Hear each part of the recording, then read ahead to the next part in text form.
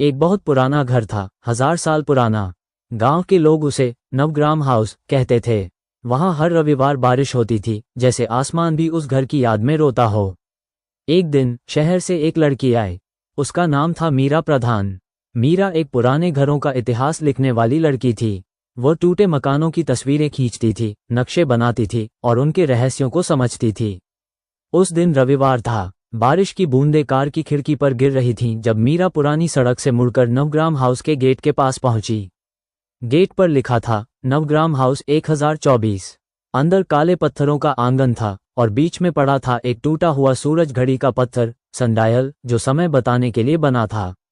मीरा ने गेट खोला। गेट अपने आप खुल गया, जैसे घर पहले से उसके आने का इंतजार कर रहा हो। बारिश तेज हो गई थी और हवा में मिट्टी की खुशबू थी। दरवाजे के बाहर सफेद आल्पना सजावट बनी हुई थी, जैसे किसी ने अभी अभी बनाई हो। मीरा सोच में पड़ गई, ये घर तो सालों से खाली है, फिर ये ताज़ी आल्पना किसने बनाई? उसी समय उसने देखा, बरामदे में एक बूढ़ा आदमी खड़ा था। सफेद बाल, झुर्रियों भरा चेहरा, कांपते हाथों में लालटेन लिए। वो था बुधू काका, घर का पुराना चौकीदार। मीरा मुस्कुराई, आप ही बुधू काका है न? बूढ़ा बोला, हाँ बेटी, लेकिन मैं यहाँ सिर्फ रविवार को आता हूँ। क्यों? मीरा ने पूछा। बुधू ने कहा, ये घर बाकी दिनों में सोता है, पर रविवार को जागता है। मीरा ने घर के अंदर कदम रखा। अंदर ठंडक थी, जैसे दीवारों में हवा नहीं, यादें बसती हों। आंगन के बीच में पड़ा था झुका हुआ सूरज घड़ी का पत्थर, जो अब काम नहीं करता था। चारों तरफ से कमरे बने थे और बीच में बारिश की बूंदें गिर रही थीं। मीरा ने अपनी डायरी निकाली और सब कुछ लिखने लगी। वो बोली, मैं इस घर का नक्शा बनाना चाहती हूँ। काका, आप साथ चलिए। बुधू बोला, चलो बेटी, लेकिन कुछ कमरे ऐसे हैं जहाँ रविवार को जाना मना है। वे दोनों गलियारे से गुजरे। दीवारों पर पुराने नाम लिखे थे, पूर्व महिला कक्ष, प्रार्थना कक्ष, ग्रंथालय, भंडारघर। मीरा हर जगह तस्वीरें लेती जा रही थी। जब वे चित्रशाला गैलरी पहुंचे तो उसने देखा, दीवार पर पुराने तेल के चित्र टंगे थे। एक बच्ची का चित्र था, सफेद कपड़े में, बड़ी आंखें और चेहरे पर उदासी। नीचे नाम मिट चुका था। टेबल पर एक छोटा मीटरनोम रखा था, जो संगीत सिखाने के लिए समय गिनता है। वह रुका हुआ था। मीरा ने उसे छुआ। वो एक बार टिक बोला और फिर चुप हो गया। बुधू बोला, ये घर चीजें भूलता नहीं बेटी, ये याद रखता है। मीरा को अजीब लगा, लेकिन उसने काम जारी रखा। बाहर बारिश और तेज हो गई। वे दोनों प्रार्थना कक्ष में गए। अंदर एक पत्थर की मूर्ति थी, जिसके पास एक पुरानी डायरी रखी थी, कपड़े में लिपटी हुई। मीरा ने हाथ बढ़ाया, तभी बुधू बोला, मत छूना, वो लीला की डायरी है। लीला कौन? मीरा ने पूछा। बुधू बोला, घर की बेटी, जो 30 साल पहले ऊपर के कमरे में चली गई थी और कभी नीचे नहीं आई। मीरा ने डायरी खोली। हर पन्ने पर लिखा था, रविवार सुबह, रविवार दोपहर, रविवार शाम, और एक पन्ने पर लिखा था, वो रविवार जो कभी खत्म नहीं हुआ। मीरा के हाथ कांप गए। उसने धीरे से डायरी बंद कर दी। बुधू बोला, इस घर पर एक सजा है बेटी, ये हर दिन नहीं जीता, ये सिर्फ रविवार को दोहराता है। मीरा ने धीरे से कहा, अगर यह घर हर रविवार दोहराता है तो शायद यह अभी भी उसी गलती को ठीक करने का इंतजार कर रहा है। बाहर बारिश धीमी हो गई थी। आंगन में हवा घूमी, जैसे घर ने उसकी बात सुन ली हो। बुधू काका ने सिर झुका लिया और बुदबुदाया, आज फिर एक नया रविवार शुरू हो गया। घड़ी और वो लड़की जो समय बनाती थी, बरसात थम चुकी थी। हवा में मिट्टी और पुरानी लकड़ी की गंध थी। मीरा और बुधू काका ऊपर की सीढ़ियों पर चढ़ने लगे। लकड़ी की सीढ़ियां कर कर की आवाज कर रही थीं, जैसे कोई नींद से उठ रहा हो। ऊपर पहुंचकर मीरा ने देखा, सीढ़ियों के मोड़ पर एक पुरानी दीवार घड़ी रखी थी। उसका चेहरा पीतल का था, जिस पर समय के निशान गहरे पड़ गए थे। घड़ी के शीशे पर एक शब्द खुदा था, रविवार। मीरा ने घड़ी का छोटा दरवाजा खोला।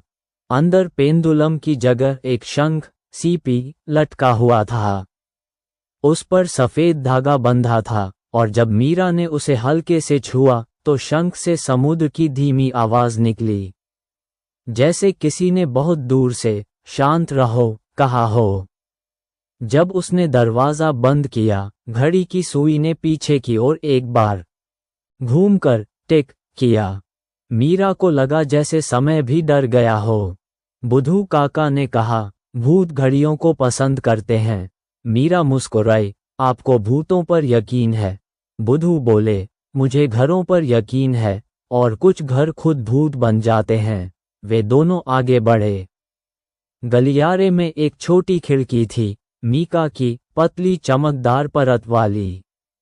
मीरा ने बाहर झांका, नीचे आंगन में टूटा हुआ सूरज घड़ी का पत्थर और उस पर गिरती बारिश की बूंदें। उसने कांच पर अपनी सांस फूंकी, कांच धुंधला हुआ और उस पर एक चेहरा उभरा। वह चेहरा किसी लड़की का था, बाल चोटी में बंधे, माथे की मांग में लाल सिंदूर की सीधी रेखा। चेहरा शांत था, जैसे वह सालों से किसी का इंतजार कर रही हो। मीरा ने जल्दी से कांच पोंछा, लेकिन चेहरा गायब था। सिर्फ हवा बाकी थी। लीला, मीरा ने धीरे से पुकारा। बुधू काका पास नहीं आए। वो दूर खड़े बोले, वो पहली पुकार में जवाब नहीं देती। आज रविवार है, वो चित्र बना रही होगी। कौन से चित्र? मीरा ने पूछा। बुधू बोले, वही जो बरामदे में दिखे थे, आल्पना, और बाकी जो वह चाहती है कि हम देखें। मीरा नीचे आंगन में वापस आए। उसने सूरज घड़ी के चारों ओर चक्कर लगाया। पत्थर पर कुछ लिखा था, बहुत पुरानी भाषा में, जिसे मीरा नहीं पढ़ सकी। उसने ट्रेसिंग पेपर पर नकल उतारी, ताकि बाद में पता कर सके। बुधू काका बोले, उस पर लिखा है, जिसने घंटे की धार तोड़ी, उसके ऊपर आसमान अपना छप्पर गिरा देता है। जिसने समय को काटा, उसे वही दिन बार बार जीना पड़ता है। मीरा ने ध्यान से सुना। मतलब, जिसने ये घड़ी तोड़ी, उसने समय को रोक दिया? बुधू बोले, हाँ, ताकि घर अपना पाप छिपा सके। मीरा ने धीरे से पूछा, क्या हुआ था यहाँ, काका? बुधू ने गहरी सांस ली। ये कहानी बहुत पुरानी है, बेटी, लाल साल की। जब पूरे गांव में अकाल पड़ा था, लोग भूख से मर रहे थे। इस घर के मालिक ने अनाज गोदाम में बंद कर दिया था और किसी को नहीं दिया। लीला ने कहा, थोड़ा दे दो, लोग भूख से मर जाएंगे, पर मालिक ने मना कर दिया। मीरा की आंखें बड़ी हो गईं। फिर? बुधू बोले, फिर एक लड़की आई, छोटी, भूखी, अपनी बहन मिनी के साथ। उसने मांगा, बस एक मुट्ठी चावल। मालिक ने ना कहा। तब लड़की ने वही चावल जमीन पर फेंक दिए और कहा, जैसे तुमने हमारे रविवार को रोक दिया, अब तुम्हारा रविवार कभी खत्म नहीं होगा। और बस उसी दिन से ये घर हर दिन रविवार बन गया। मीरा चुप रही। उसके चारों ओर हवा गाढ़ी हो गई थी। तो ये घर हर रविवार जीता है ताकि वो गलती दोहराता रहे? बुधू बोले, हाँ बेटी, क्योंकि इस घर ने समय से माफी नहीं मांगी।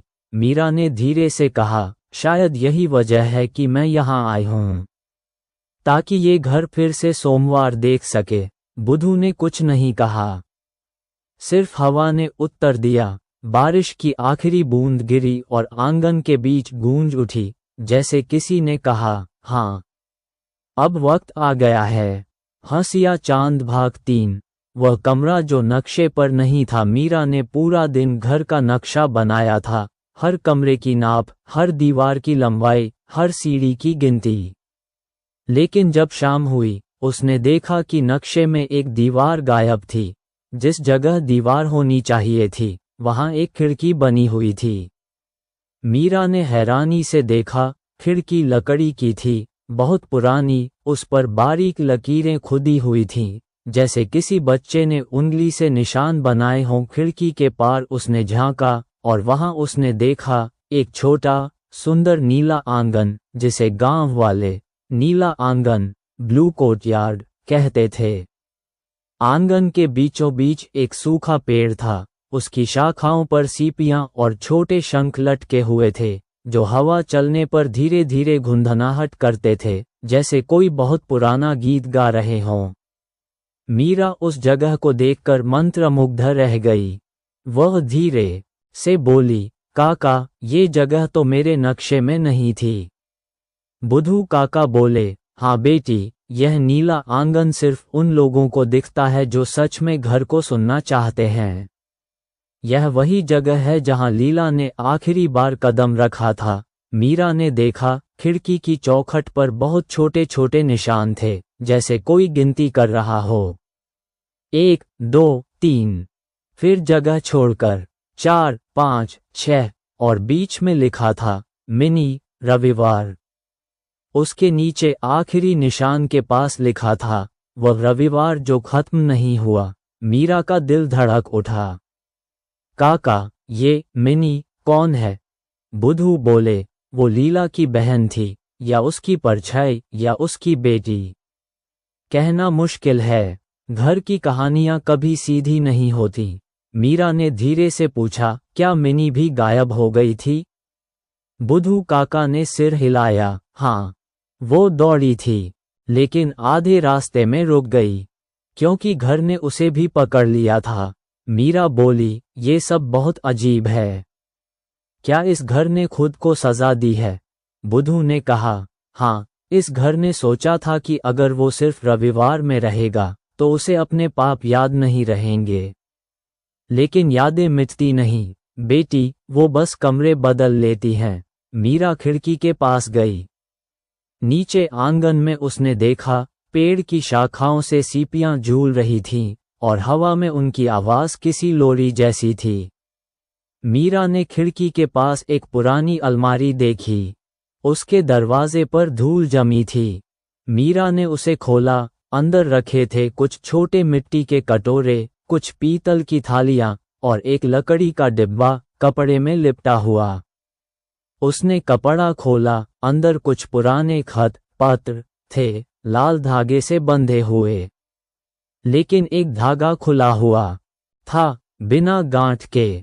मीरा उसे देखने लगी, तभी पीछे से आवाज आई, उसे मत पढ़ो बेटी, वो बुधू काका थे।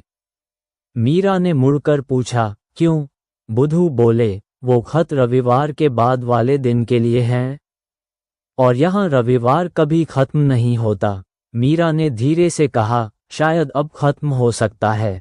अलमारी के अंदर दरवाजे की पीछे की ओर पेंसिल से किसी ने लिखा था, अगर तुम ये पढ़ रहे हो तो घड़ी झूठ बोल रही है। शंख को घुमा दो। मीरा ने यह वाक्य पढ़ा और पीछे हट गई। अब उसे यकीन हो गया था, इस घर में कुछ मांगा गया था जिसे अभी तक किसी ने पूरा नहीं किया। उसने धीरे से कहा, काका, मुझे लगता है अब समय आ गया है कि यह घर अपने रविवार को खत्म करे। बुधू काका बोले, ध्यान रखना बेटी, अगर तुम शंख को घुमाओगी तो घर फिर से सोचने लगेगा। मीरा मुस्कुराई, कभी कभी सोचने से ही लोग और घर दोनों ठीक हो जाते हैं। सूरज, घड़ी की छाया अब शाम का वक्त था। सूरज बादलों के पीछे छिपा हुआ था और घर की दीवारों पर पीली रोशनी तैर रही थी। मीरा हाथ में ट्रेसिंग पेपर और पेंसिल लिए आंगन में आए। वो उस टूटी हुई सूरज घड़ी सनडायल के चारों ओर घूम रही थी। वो उसके चारों ओर झुककर पत्थर पर बने अक्षरों की नकल उतार रही थी। बुधू काका बरामदे में खड़े थे। उनके हाथ कांप रहे थे, लेकिन उनकी नजरें मीरा पर थीं।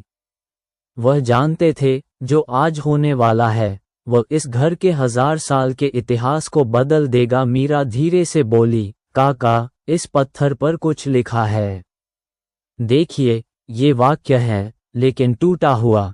बुधू काका आगे आए और बोले, हाँ बेटी, इसमें लिखा है, जिसने समय की धार तोड़ी उसकी छत आसमान उठा ले जाता है। जिसने घंटे काटे वह दिन को बार बार जीने की सजा पाता है। मीरा बोली, मतलब जिसने इस सूरज घड़ी की धार तोड़ी वो यही घर का मालिक होगा, है न? बुधू ने सिर हिलाया, हाँ बेटी, वही जिसने अनाज बांटने से इनकार किया था। वो सोचता था कि अगर वह समय को रोक देगा तो उसका पाप भी रुक जाएगा। लेकिन पाप रुकते नहीं, वो बस कमरे बदल लेते हैं। मीरा चुपचाप पत्थर को देखने लगी। उसने सोचा, शायद ये घर आज भी किसी को माफी मांगना चाहता है, पर शब्द नहीं मिल रहे। तभी मीरा ने कुछ चमकता देखा। घड़ी की सुई धार के पास एक बहुत छोटा छेद था जिसमें किसी ने लाल धागा बांधा हुआ था। वो उसी धागे से जुड़ा हुआ शंख था जो घड़ी के कमरे में लटका था। मीरा ने धीरे से कहा, काका, मुझे लगता है अब शंख को घुमाने का समय है। बुधू काका बोले, याद रखना, जब तुम उसे घुमाओगी घर फिर से सांस लेगा। जो सोया है वह जाग जाएगा।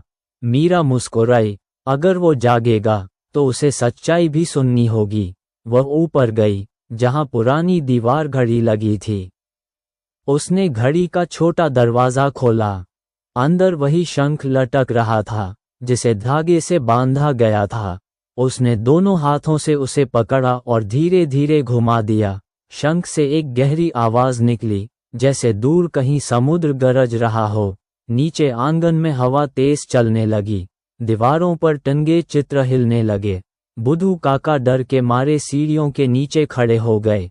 घड़ी की सुई आगे बढ़ने लगी।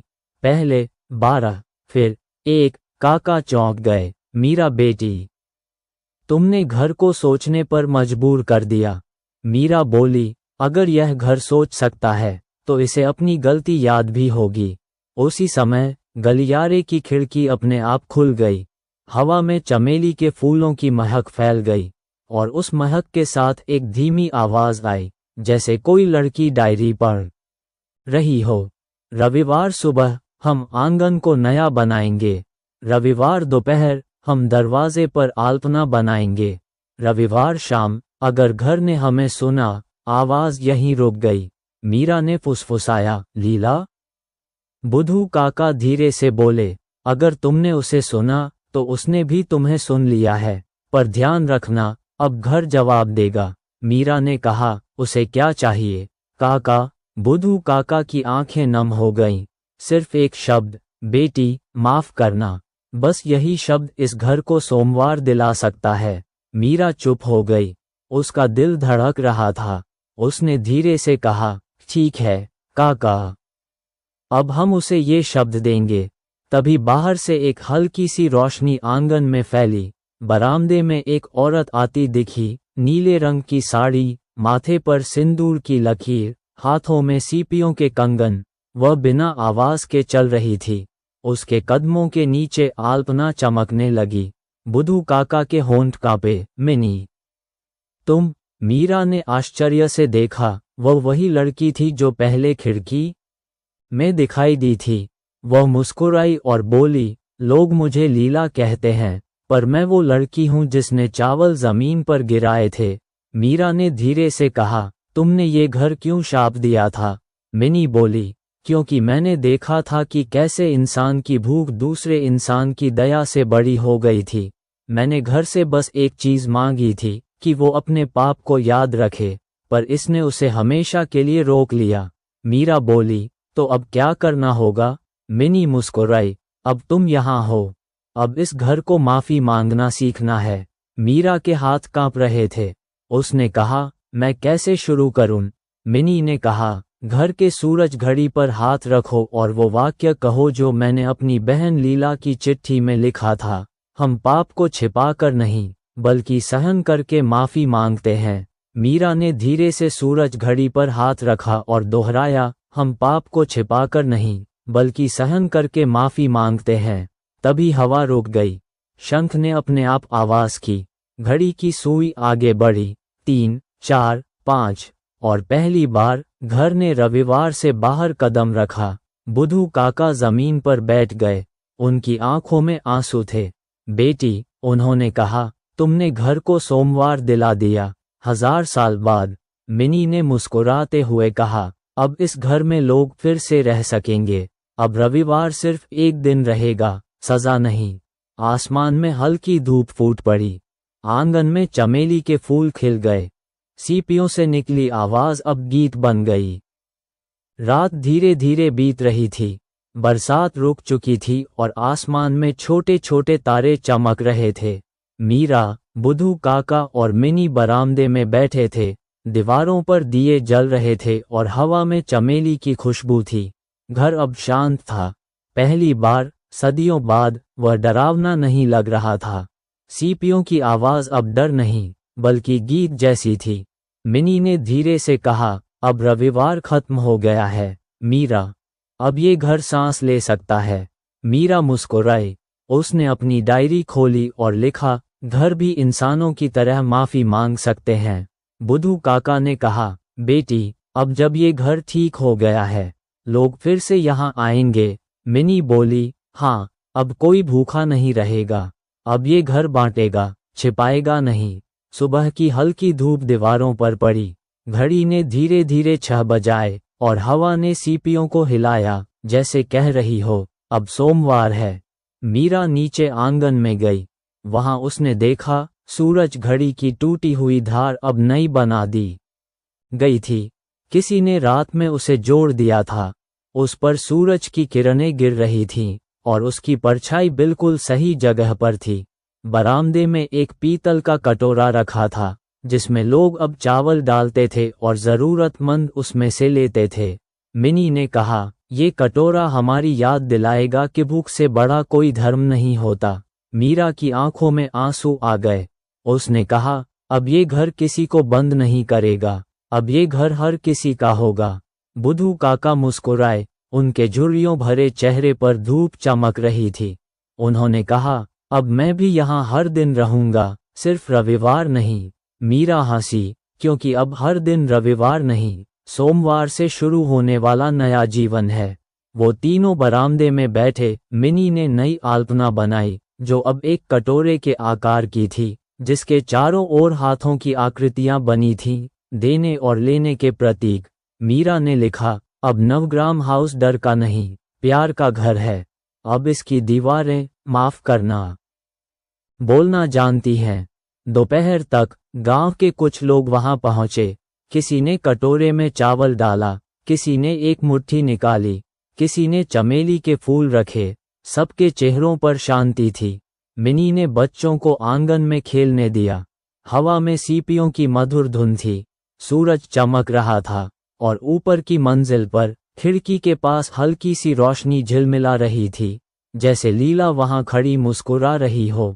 मीरा ने आसमान की ओर देखा और बोली, धन्यवाद लीला, अब तुम्हारा घर सोमवार देख रहा है।